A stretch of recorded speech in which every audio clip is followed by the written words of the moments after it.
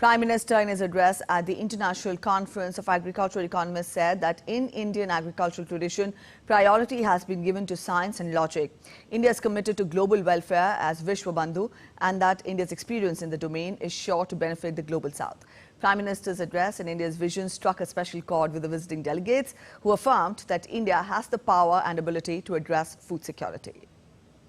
Address was really very effective, and it encompassed agriculture, food system, the entire, how India has been doing in agriculture for the last several decades, and now it has become a food surplus country. I didn't know about that, that's something wonderful to hear from him, and lots of initiatives that India is doing and taking leadership in agriculture development. That's such a wonderful thing to hear from him.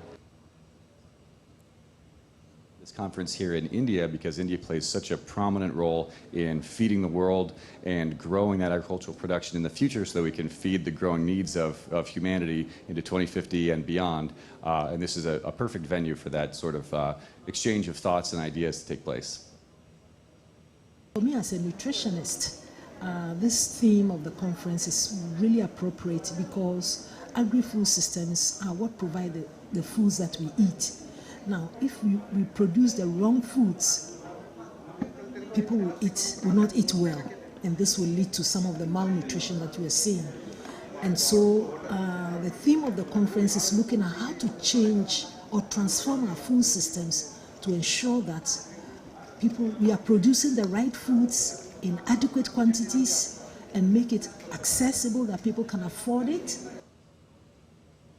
I was really pleased to hear the Prime Minister connect to Indian history and agriculture.